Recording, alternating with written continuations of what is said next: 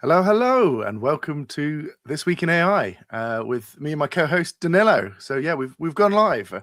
Still think we need an intro video that's better than just like a countdown, right? We're doing on a Friday again. Let's see how many. Yeah. Last time we did Friday, I think people are thinking less about what they need to know this week on Friday, and thinking maybe a little bit more of the weekend. Yeah.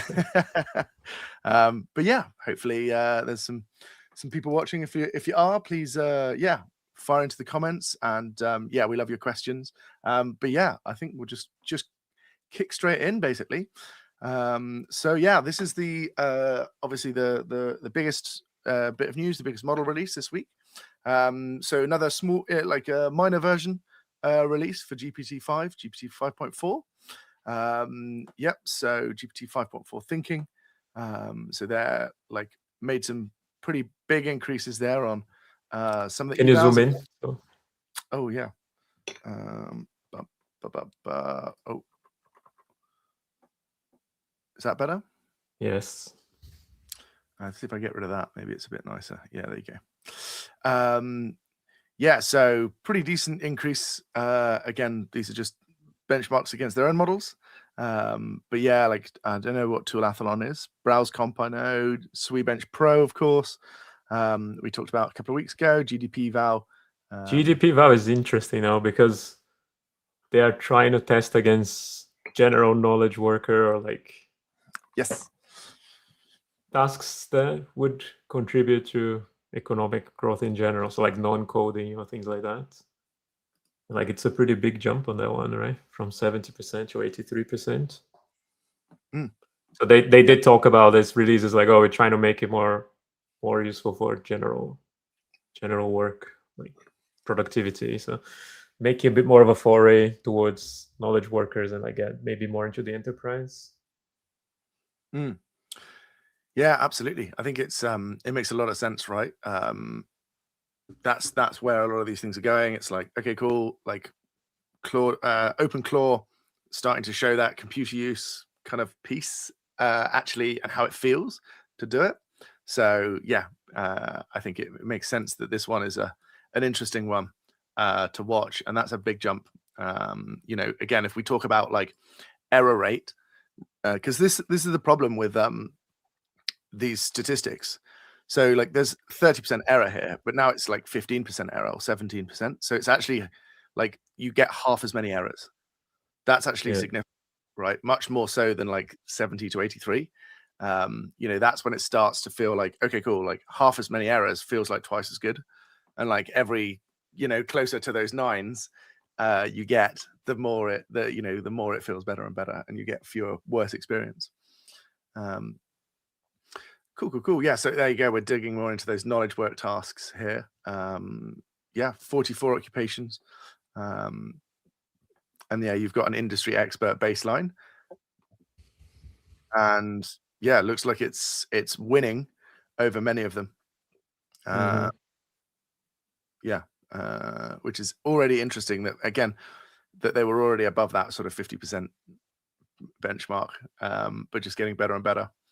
They're starting to get, this is a good example, like spreadsheets, documents, presentations, which is where Anthropic has been quite strong. Yeah, of course, Anthropic have had that focus on finance for a while now, and this is the world of finance, right? Where you want to be putting up these models pretty quickly and playing around with them, and Excel still that UI that a lot of people use, analysts use to get going. I was at the academic publishing conference yesterday, and there was a really interesting talk by the CTO of The Economist, or the Economist Intelligence Lab, which wasn't even aware it existed, but they do a lot of work with forecasting. So they forecast out to like 2060, and their analysts, they've created like a really sophisticated platform to take their analysts' output like this, that looks like this, and then turn it into code and make it available. Project. Yeah, So like this is cool because this is stuff that's, again, on the left it looks way better, right? Like on the right, it's, I suppose it technically works, but it feels like a lot less usable. Like on the left is much more what you'd expect from a good analyst. Yeah. So like Thomson Reuters, like can see that benchmarks legal reasoning, hallucination detection, marked improvement, long context tasks. So yeah, pretty cool. And computer use as well. Yeah, this stuff is getting crazy. But that's it, right? I suppose as soon as you can start to evaluate something, okay, and look, this is great in terms of like just a reduction in the number of tools used as well. So I'm not, again, not 100% certain how to interpret this chart, but fields like tool calls 9.5, 15.3. Well, it's better accuracy with less tools. I guess that's what they're trying to show here. Yeah. So these are the different effort levels. Yeah. So you've got none, low, medium, high, X high, and the same here. But that's interesting. But you can see also, it uses more tools and gets lower accuracy with different levels of effort. Big improvement from 5.4 to 5.4. Oh, email and calendar.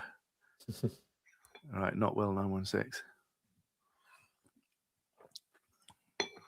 This is it working. This is pretty cool. I mean, the funny thing about this, basically, it's automating the UI. Yeah, this is the funny thing about like UI automation looks really cool, but it's so much less useful for known things. Like Gmail has it, like Google, like you can send emails programmatically, and it's much more safe and reliable than this stuff. It just looks cool to see it typing in the UI, which is quite funny. So yeah, like an interesting one there. Okay, cool. 95%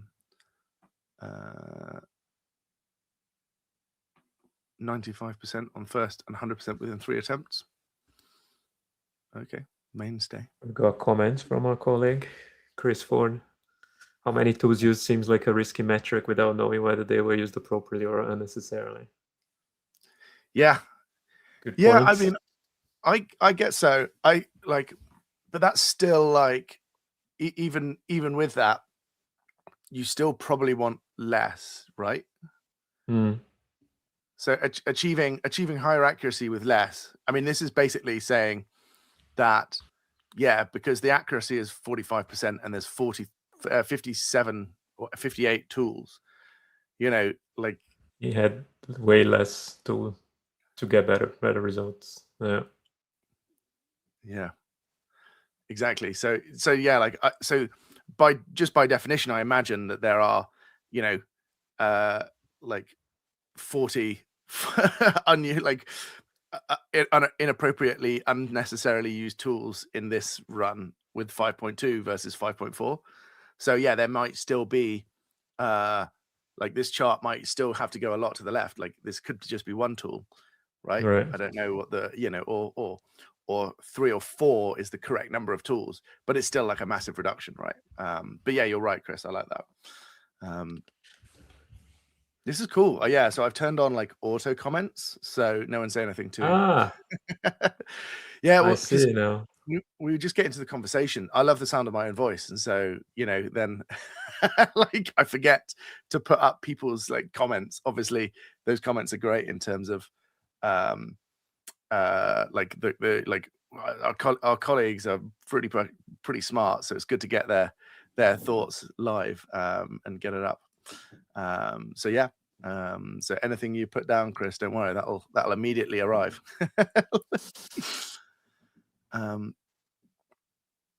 Very good. Okay, cool. There were no other major model release, I guess. This came out actually on Thursday, right? Right after we'd done our stream in usual tradition. Yes. Yeah, it feels like we are great at like predicting them. Yeah. But yeah, like great model release. Oh, nice. It's a little sim. What's it called? Theme park. Oh, yeah. what's the name of it? theme park simulation game. Very cool. Yeah, tool search again, something that Tool Anthropic's search, yeah, been doing we've been talking about this stuff, and like this is something that Claude had already, at least Claude Code especially, right? Like we saw that big improvement before on like just saving on tokens by not having to put the whole MCP list of everything that's possible in the context window. Actually do some search before you load what you want, saves a ton of tokens. It's good that they caught up on that. Yeah, exactly. So and again, it's just like you can see, it's just like 60,000 tokens, 62,000 tokens that basically have no impact. Yeah. So And you're paying for it. Remember that as well. Yeah, well, yeah, of course. But then that's the problem. They're looking to scale anyway, and so it's just like they'd rather have people get the same output and then use it twice as much. So it's nice that they're passing that back to us, but it's also like, yeah, it just means you're much more likely to use this more. Yeah. Okay. Safety. I've not read this bit.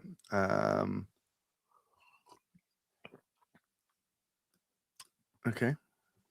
Yeah, so there's definitely some security stuff coming up that we've got. Oh yeah, we've got some other topics. Actually, that was another release from OpenAI as well around that, right? Indeed. Like Claude Code had the security. They launched Codex security as well in research preview. Yeah, so this is a good point. Like evaluating real security risks is one of the major problems with security tooling in general, and static application security scanning is the number of false positives. Should have just read on. But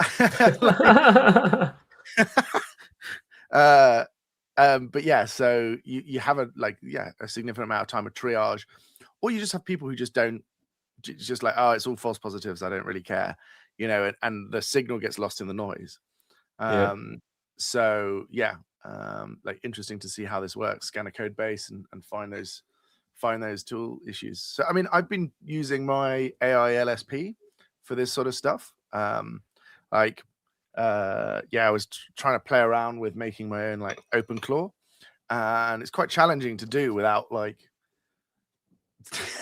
basically, it's kind of MO is a security like hot gap. So like I keep getting pinged by my AI LSP being like, yeah, you probably shouldn't do this. And I'm like, yeah, no, you're right. Can we try it another way? There you go. When will Squirrel Claw be released? Oh dear. I think I was thinking this. We should because we've been talking about that with our clients. Like, what would the enterprise version be of OpenClaw, and how could you make it safe? And I mean, Claude Cowork is trying to move that way. Like at least like Claude Code, Claude Cowork. At the core of it, it's kind of similar. They're trying to do things, but like we'll talk about this actually. Like some of the new features came out Claude Code with the schedule tasks and like being able to have things running in a loop. I think OpenClaw is more, like we said, more unhinged. Like you just try to meet the request as hard as you can, and like you go through great lengths, and you won't have the same kind of guardrails and controls. But like, yeah, something like enterprise version of that, it's probably in the making across. Actually, it is not in our list of things, but there was speculation, I guess, for NVIDIA is going to launch something like they quoted like Nemo Claw or something like that as a. Well, of course, it's GTC next week, right? Yeah, GTC next week. I'm going to be there. So that's being reported in the news that like they're going to launch something that's kind of like that to support the enterprise version. So it's not surprising, I guess, to see more things like that coming out. Chris is coming out with some bangers. You can tell that Claude Cowork is safe because the company that makes it use more professional fonts than OpenClaws. Yeah, I was wondering, is OpenClaw just like a Comic Sans? That would be great. Yeah. But yeah, no, I don't know. This is an interesting debate though, because it's kind of like we have this back and forth, and there's a governance piece. But I strongly believe that you need to give people sharp tools to be effective. So like, the example that we use throughout the book is like chefs and like omakase and stuff like that. But like, if you give people, so blunt knives are more dangerous than sharp knives because blunt knives don't cut how you want them to cut, and so they slip and you can hurt yourself. And like going all the way to like a fully like plastic knife or like just like nothing, something that can't even cut, means that you can't do anything. So it's like you kind of need some of this you can't govern these risks away. You can restrict them. You can if you remove all agency, if you remove any ability to do anything bad, but then you pretty much are also removing any ability to do anything good or useful. And so you have to have this like risk-based approach, which I think most security teams already think that way, right? Like it's not about just deny. It's about, let's like limit our surface area. Let's limit that like, like potential. Or like if the risk of if it goes bad, something bad happens, then you put more controls around it. It's like controls proportionate to the level of risk, I guess. Yeah, see if you can remove catastrophic risk. Yeah, and foot guns, but not but yeah, like still give some tools now. And this is another piece around like the OSS vulnerabilities. Like at the beginning of doing this, now I don't think it's just OpenAI. I think a lot of people have been doing this, but like there's this DDoS basically effect of raising these security vulnerabilities to open source maintainers who are 99.9% unpaid and do this in their spare time. And so, like quite interesting to see, where these are and like, are they actually like, okay, cool. I don't even know how to read this stuff. That's crazy. Right, maybe this is a reference. Yeah, CISA thorium. But this is the thing, it's how well maintained is that? How much are they, working on that? They look like, as far as I can tell, pretty, unauthenticated DDoS, denial of service and mail abuse, resend email verification. Yeah, probably a thing. Like they probably would have known if that's happened already, though. Like, I don't know. Yeah. There's I mean, if it's a thing, then not it's a real security. It gets reported.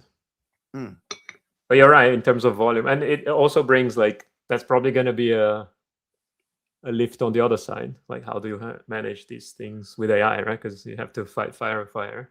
If AI is finding more bugs and more fixes, like if you're going to try to manually do it, all of it, it's probably going to be more uplift on how do you respond. Similar debate on like the code review versus code writing, right? I don't know.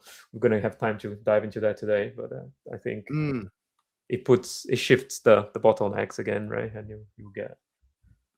Yeah, I'm keen to get to that stuff. So should we run through some of the let's go through the announcements because we had a few, and then there's some interesting other new topics to go through. This one was like Claude, a bunch of new features actually, some that we didn't even highlight, but they've been improving products, and they launched the ability to do schedule tasks or run. So in Claude Code itself is like this /loop command, I guess. So you can say loop this every hour or every day or every afternoon, and then you give it a prompt and it will execute for you on a schedule. And then there's the equivalent one on desktop. So it's called schedule tasks. And there's slight differences in terms of like it applies to the session that you're on. So it's not like across your full memory or across like multiple sessions yet. So there's some limitations. But like just having the ability of doing things on a recurring basis is starting to give more of like OpenClaw like abilities to like it doesn't have to be triggered by you as a human in the keyboard. You might have stuff that's happening on a schedule. It's quite funny because this, again, it says it's cron jobs, right? So yeah, this is or like the loop, like you're kind of like, it's one of those, it's a great feature because it's like adds a ton of value to people who want it. And it probably was like incredibly easy to implement, if I'm perfectly honest, because scheduling is, a very solved problem, so it's just like, okay, cool, like set a cron job. The model probably can generate the cron job. You can probably just ask it to do that. Yeah. And I think that's And what to it's be fair, saying. like ChatGPT already had this feature for a while that you can have schedule things there. Yeah, you're almost sort of like, how did we not get this earlier? But again, Yeah. it's still really useful. So, and yeah, like I think the only problem that you've got with this sort of stuff is that you start getting to the like Mickey Mouse, where he's got the brooms, Fantasia, and they're just off going doing different things, and you just starting adding up schedules, and they keep running and running, and yeah, so beware of costs when you do this sort of stuff. And I think it says here you've got like max tokens and bits and pieces that you can do around that. So I missed it. Yeah. But yeah, that's definitely something to like think about. Make sure that you're like keep monitoring this, that you're not just burning tokens. And yeah, similar to the security, but yeah, code review. This is a great little feature.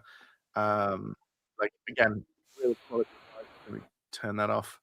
But yeah, you've got this ability to just cool. Like so, yeah, they're talking about managing the review bottleneck. So again, turtles all the way down.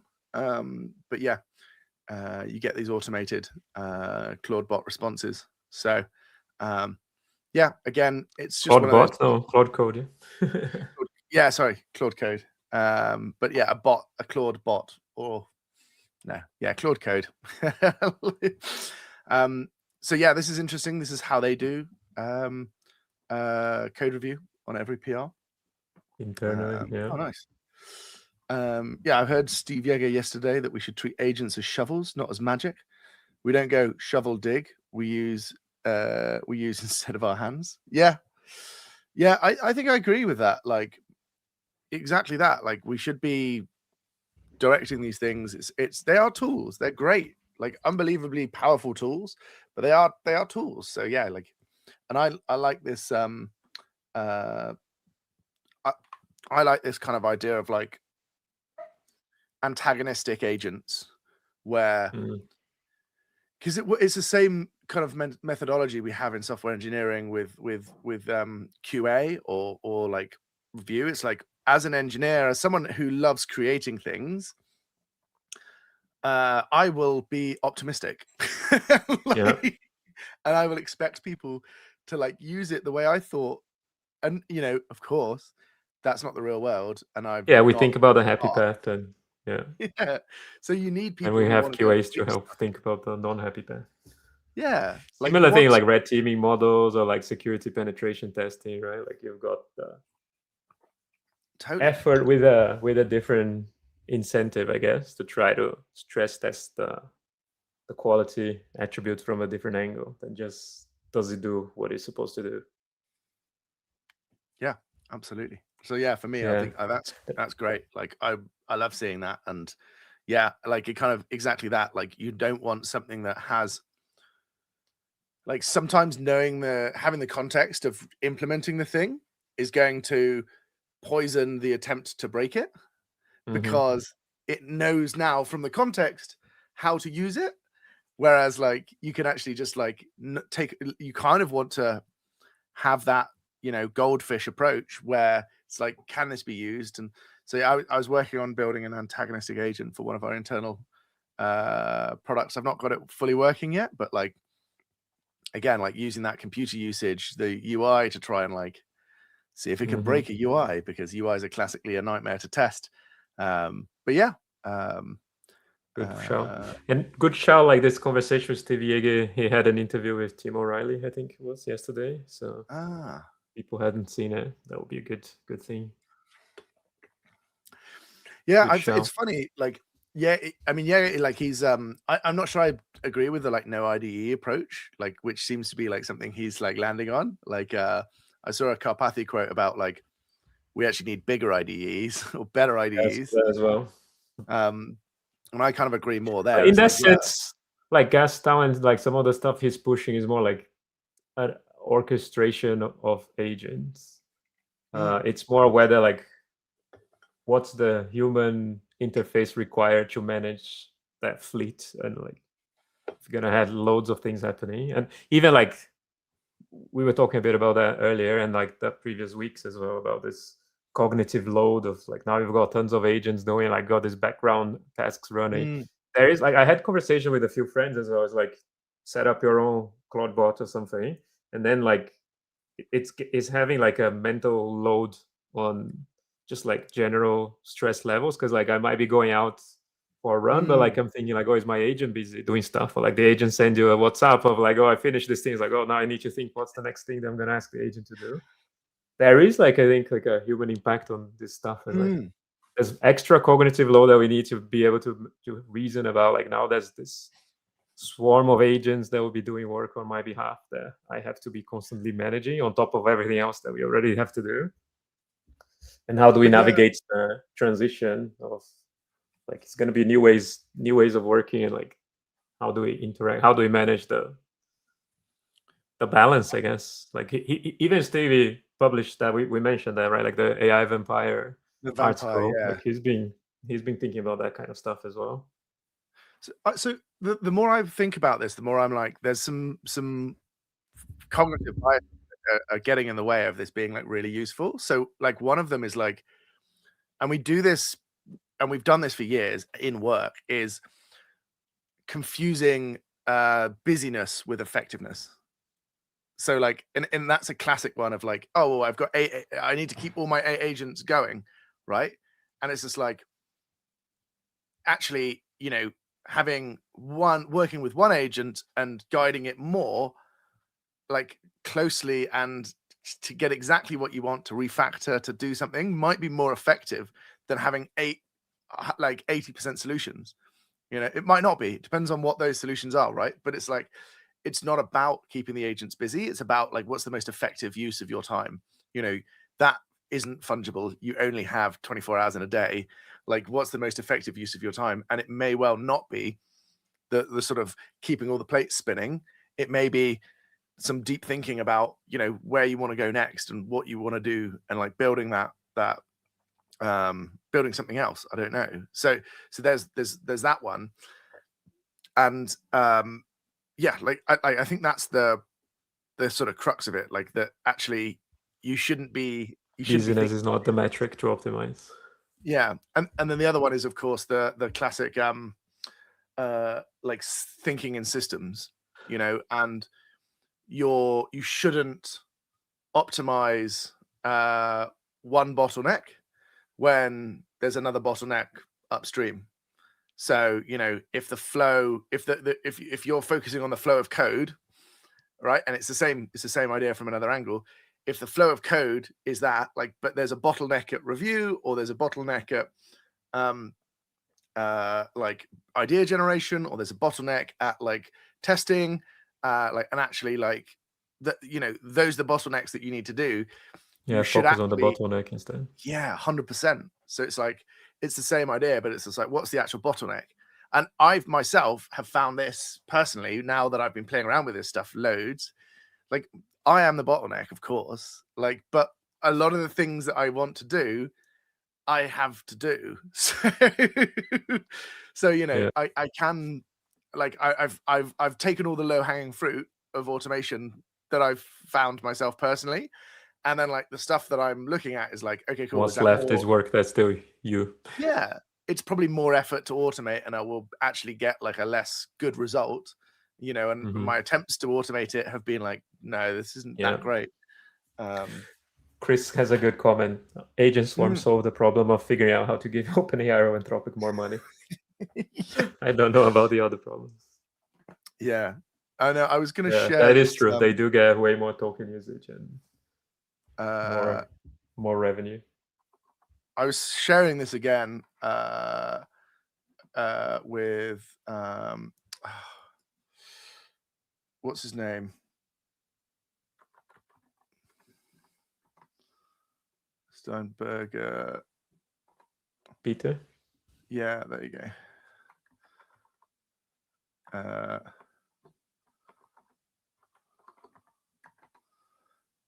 And he was talking about this like back in October,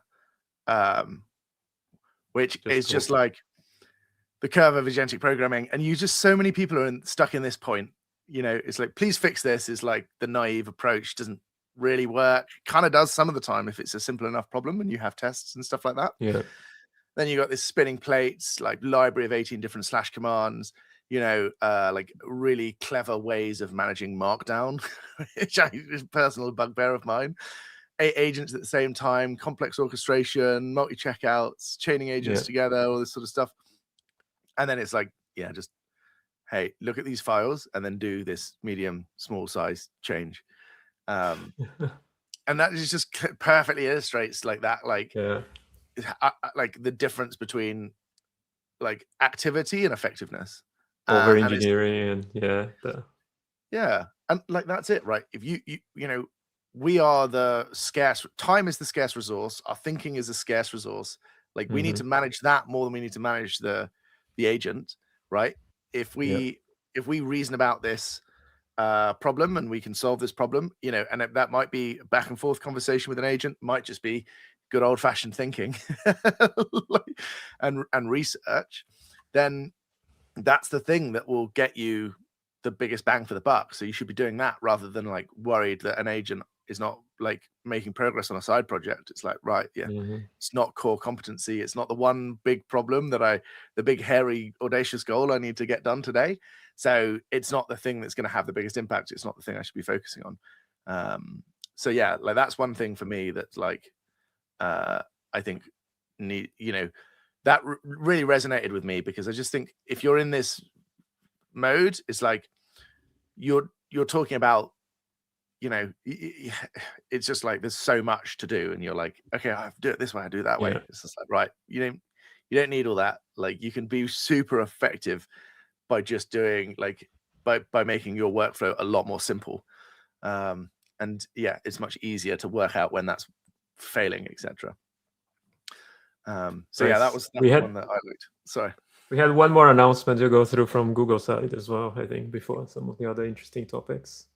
Not new model release, we had that the week before, but like they launched more like native integration, I guess, of Gemini inside Workspace.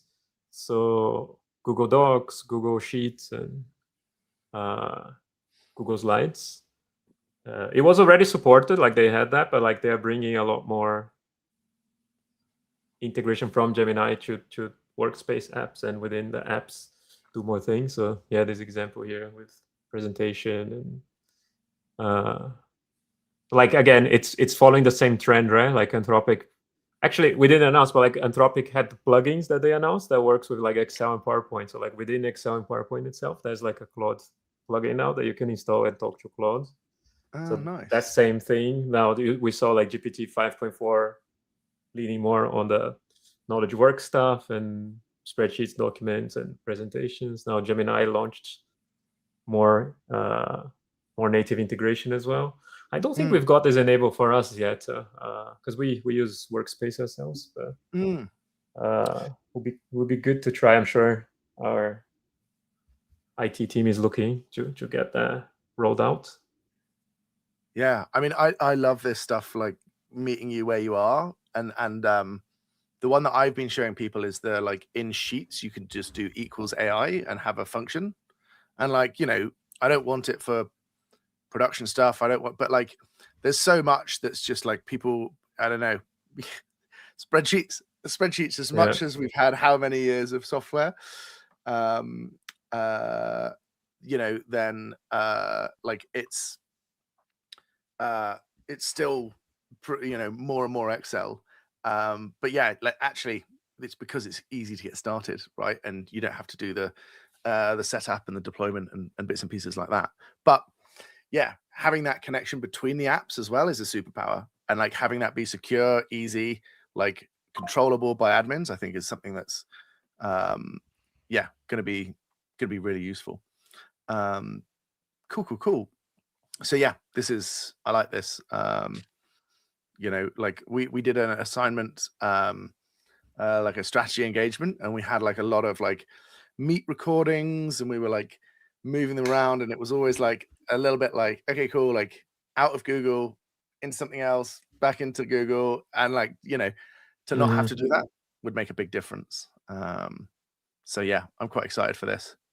Yeah, more native. They talk about some of the features, creating a slide deck, or not the full deck, but like create the slides, edit collaboratively. That would be the game changer, right?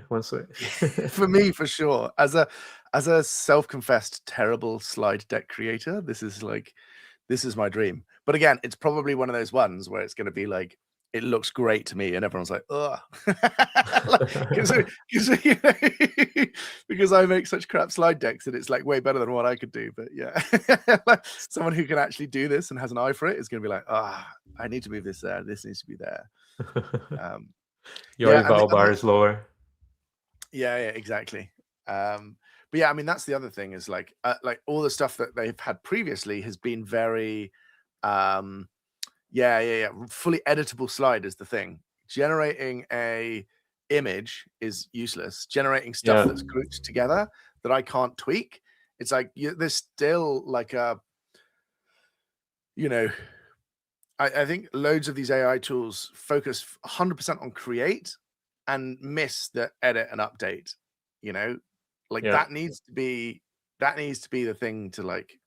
Yeah, so making the edit, making more minimal. And make it collaborative, like, because you will tweak, and then like you don't want the AI to go and scrap all your edits and then recreate from scratch. Yeah. No, and that's it. You should take like, okay, now this is the better thing. Now let's improve it instead of let's start again. Yeah, or just like, okay, cool. Like the superpowers for this stuff is going to be, like, okay, cool. We've got this new theme that we want to bring out in the whole deck. Where are the places that we should make the edits? Okay, we've gone from like, rule of 5 things. We've now combined 2 of them, so it's just 4 things. Like all the diagrams have like 5 things in them because we followed this theme. Can we go and update all of those and like make it all consistent now? So yeah, that consistency stuff I think is just like, it's kind of toil in the slide deck world. So having stuff that helps with that, I think is gonna be great. Very cool. Cool. Right, let's talk about some interesting news then. No more announcement releases. Yeah, a little Schadenfreude here. So this is a really cool article. So CodeWall are a startup, and McKinsey have built an internal AI platform called Lily for its 43. I thought McKinsey was more like 200,000, but maybe this is that's like 443,000 permanent. But anyway, they like within 2 hours after pointing their autonomous offensive agents, no credentials, no insider knowledge, no human in the loop, just a domain name and a dream. 2 hours had full read and write access to the entire production database, which is kind of terrifying, right? But also, so one, super impressive. Like that's, I think, I like maybe other hackers have tried this manually, but I feel like that's pretty impressive. So yeah, and they got all of their chat messages, like all of their files, user accounts, system behavior. They obviously disclosed this responsibly directly to the security team. It's been patched everything within 24 hours, so pretty good.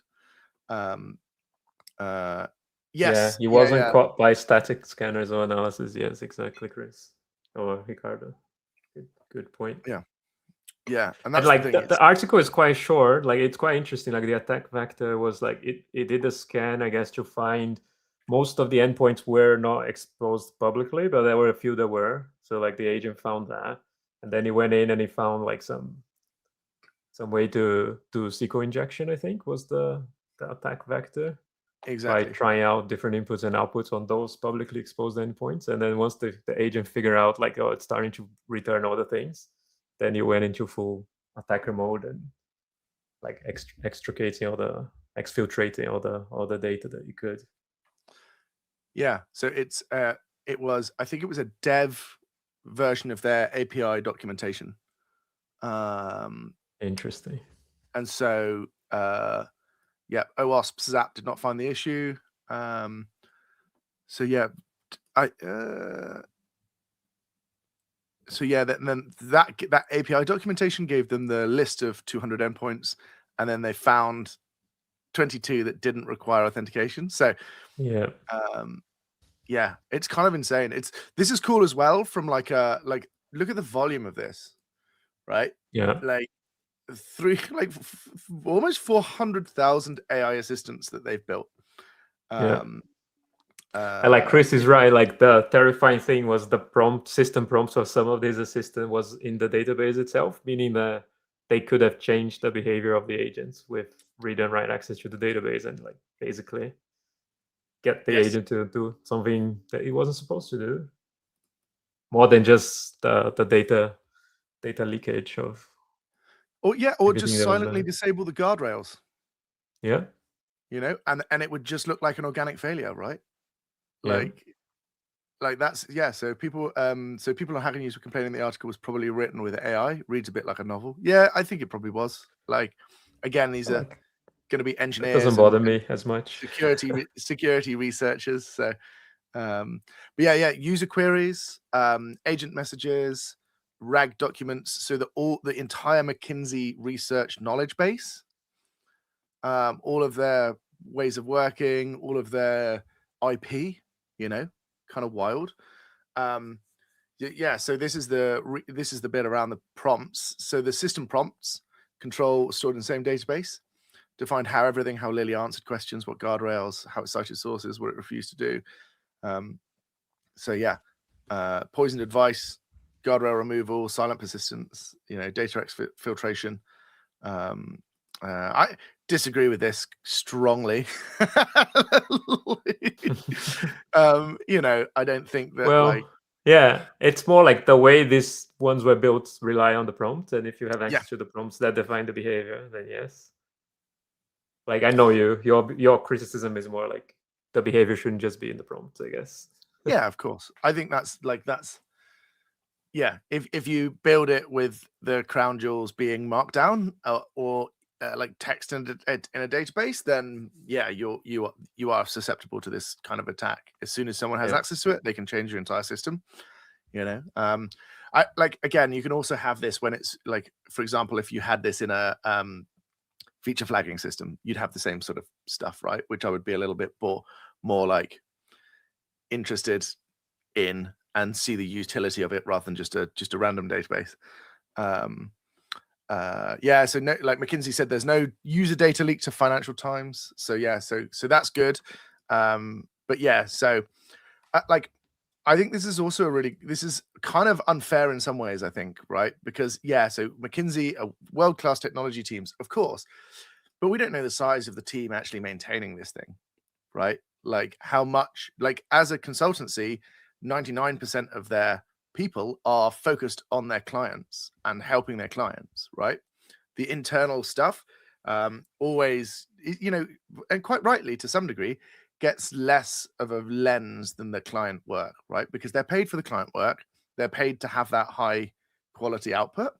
And so, they don't want to have, a 300-person engineering org working on their internal AI platform. It's probably a small team. And actually, again, it's these, with 200 API endpoints, it could be 4 or 5 teams maybe. And it may just be that one of those teams thought that their stuff was already behind and inside a secure kind of piece. It didn't go full zero trust. And so that was the issue. But again, so here's a timeline, confirmed. So the disclosure happened on the 1st. This is and then on the 2nd, acknowledged and patched, verified, public disclosure a week later. So they still had public API docs gone, development environment offline. So yeah, that's that. Yeah, so I did think it was a development environment piece. So it may also have just been non-prod data that they got. But yeah, it sounds like, interesting stuff there.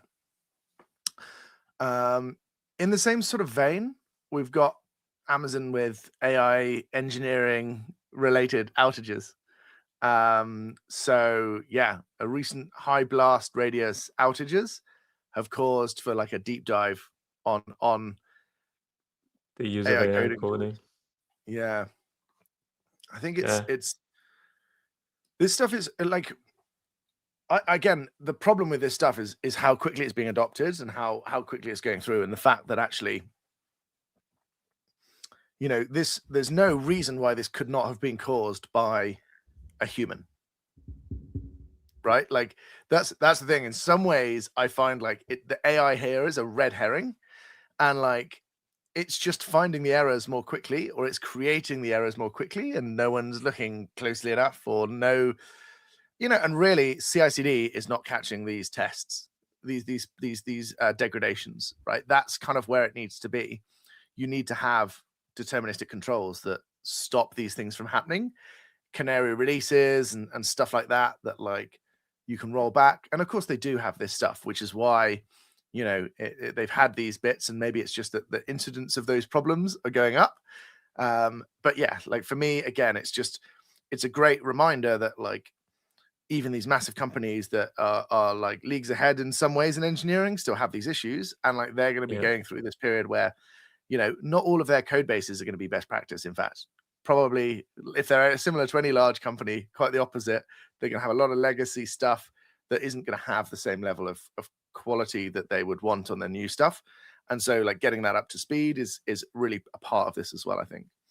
It's the acceleration factor, I guess, that, like you said, makes it happen more and more often.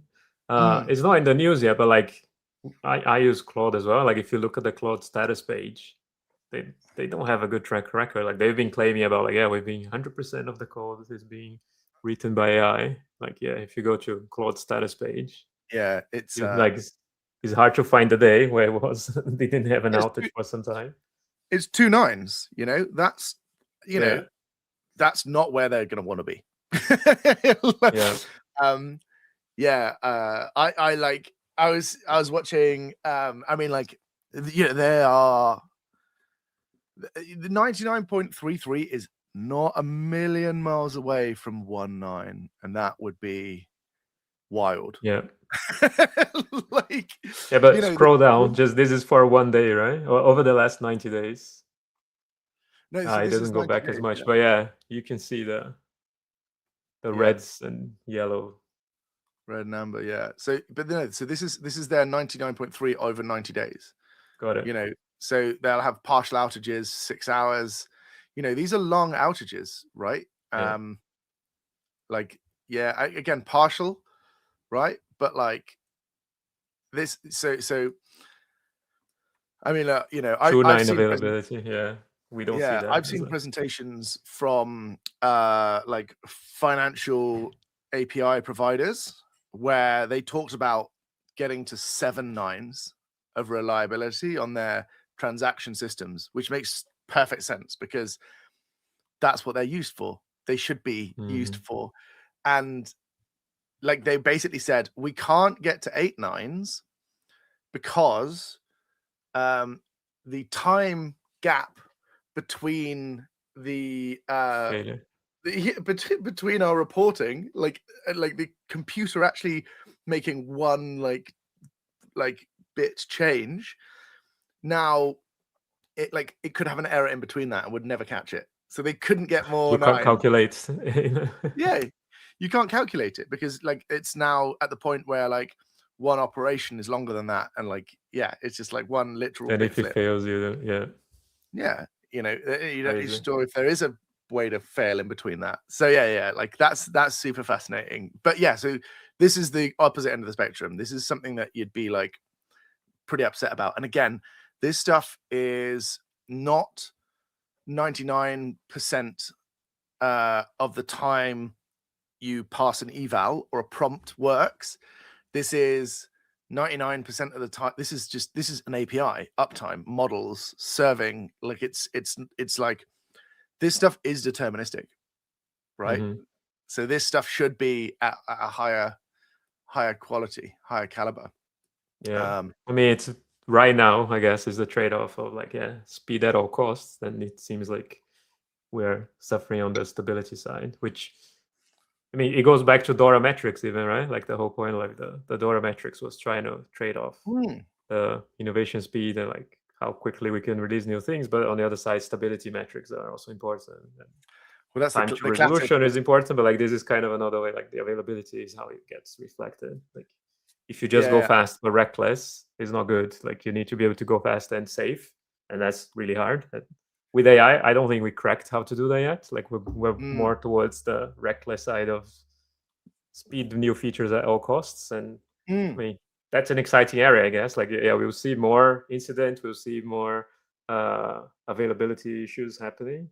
And that's how we learn, I guess, as an industry. We need to develop better ways. Like, can we make chaos engineering for AI? You know, like what's the equivalent at the pace of AI, at least? Like, I mean, yeah, this is chaos engineering, but you'd hope that the chaos would happen in a lower environment and you'd catch it before pushing it to production.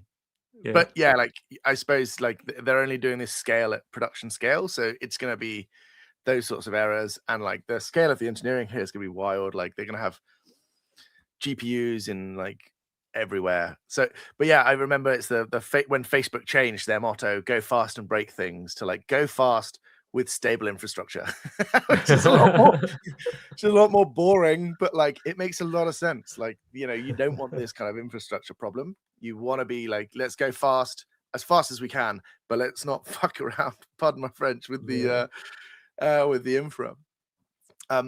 You shared this X post as well, which I found fascinating. Yeah, this was a good one to discuss. I don't know if we're going to have time to go through all of them, but this is a post on basically claiming LLMs doesn't write correct code, but plausible code. And they've done a quite in-depth deep dive of comparing SQLite, which is like a pretty solid piece of infrastructure that like the whole world uses as an embedded relational database, with a AI-generated version of SQLite. That yes, it passes the functional tests and like it implements the features of what SQLite offers you, but like from a performance perspective, you can see some of the metrics here is like 20 times worse than SQLite was being battle tested. Franken SQLite and Tussaud as well. Harness issue, yeah. You're right, Chris, but then I think what they're doing is they're taking the existing tests on the code base. So, and this is the point, right? Is that like they don't test the regression of speed in an automated manner. It's very much non-functional on requirement. Yeah, non-functional on an ad hoc basis, and they spend lots of time on performance engineering, but like they do it in the human flow rather than it being in the harness, as you say, Chris.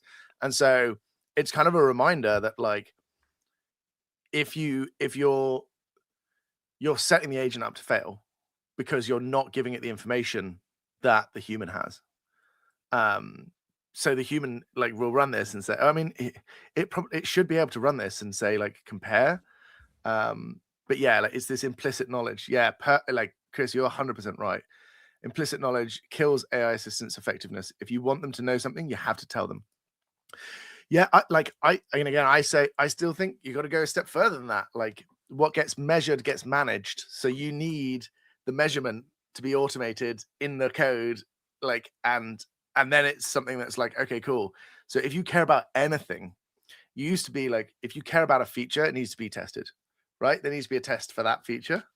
Now it's like, if you care about performance, there needs to be a test for that. And, you know, engineers classically hate performance testing because it's like, this is the worst. I can't think of a way of making it faster. Let's just get rid. But you need that, I think, here. And this is nice as well. So people have confused this with Tussaud libsql. So that he's now put the Tussaud rewrite here or fork. And again, like it doesn't have these issues. So it's a little bit slower, but we're talking fractions of milliseconds as opposed to the Franken SQLite that's been written in Rust with plausible pieces. But yeah, like again, these would be relatively straightforward performance tests to write, and it would be interesting to see if there's a follow-up to do like those sorts of things. Put that in the harness and then try to do it again. Yeah, and but the problem here is again, so and we've experienced this on some of our internal projects, right? Which is that if you don't think about this at the start, now you have to retrofit it on a large AI generated code base that you don't know about. So it becomes more important than ever to like, because you can produce so much code, you can produce tech debt at like a pace that's unsustainable. Like, whereas before tech debt was like unsustainable, but like human. Now it's like, or tech debt, as a service is what some of these things can be if you don't put the correct harness around it. So yeah, Chris is saying this reminds me a lot of use cases where colleagues have asked at interpersonal issue. You ask them, have you told them that? And the answer is no, but they should already understand it. Yeah, like you have to be very literal with these things. You have to. You can't. You can't expect things to know stuff just from like. How would you put that? Yeah, you can't like. People are going to infer things and AI is going to infer things, but it's not as good as giving it the like verbatim ground truth. Like, yeah, this is the state of play. So yeah, it's a really good analogy, Chris. I like that. So yeah, have a read of this article. Your LLM doesn't write code; it writes plausible code. I thought this was super interesting and like quite geeky, going into the details of some of this stuff. And again, like it's the classic. Like it's doing. How do you get more performance? You do less. So yeah, sycophancy. So it's kind of giving you that idea, right? We've got one last bit that we can try and get to, unless anyone has any other comments. But we're sort of seeing a lot more of this. This is like actually like 6-week-old articles, so not new, but like this.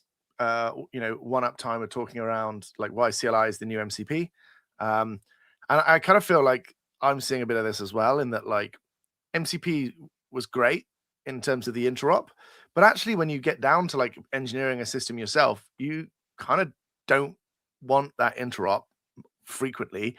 It's often like people think it's more useful than it is. You aren't going to need it, and secondly, it adds like a lot of complexity in another service, right? Or another process at least. So using, all of these tools already exist. A lot of these models have been RL trained on using CLI tools now. And yeah, I think it's like quite interesting that this is like, again, they talk about like error handling, predictable output, being able to pipe stuff from one to the other. Yeah, the composability is interesting. Yeah. I've seen that, like lots of like and commands and stuff like that. So for me, I think there's a piece here. So you don't need this stuff. All this is maintained, updated, well documented, battle tested. So one of our colleagues shared this. So don't take this as an advice to download. But yeah, Unix philosophy for the win. I love. Yeah, exactly that. You can just pipe stuff between it. So this is an interesting approach. We've been looking more into like security and how you can get the benefits of these really powerful tools without just, exposing your entire enterprise to the kind of attacks that McKinsey saw. And this is an interesting one, like the idea of just having a CLI vault, all of the, the agent never gets access to the environment or API keys or whatever. It all goes via this CLI, which has a gateway and a secret store. And again, like, this stuff is kind of crazy, but yeah, like, I think it's interesting to be able to say, like what does this look like? And so I don't know if this is the one. And actually, security needs many layers, but like for me, this is that one that's like, okay, cool. This is actually solving like a real problem. Like I don't want to give access to my tokens to anyone. Never mind send them up to an AI that could then just call bash. And a lot of these coding agents can call bash, and then you're like in that danger zone, right? Whereas this might be a better way of doing things. So yeah, good one to wrap up. I guess we're getting at time. absolutely. Surprised we managed to go through all of them. I was worried we had too many topics to discuss, but yeah, we did speed up for sure. I think there's a couple of those we could have talked for hours, but it's a Friday. It's getting up to lunchtime. We'll let people go. And like next week I'll be at GTC. Let's see what comes up, and I don't know if I'll be able to make the usual time, but we'll find a way to keep the news flowing. Yeah, absolutely. Well, we're not sure if we'll get in some guest hosts, or we'll maybe even be able to have like a correspondent on the ground at GTC with the updates. So yeah, still we'll see what we TBD. can do. But yeah, tune in next week. All right, Sounds good. Ciao for now. Thanks. See you. Ciao.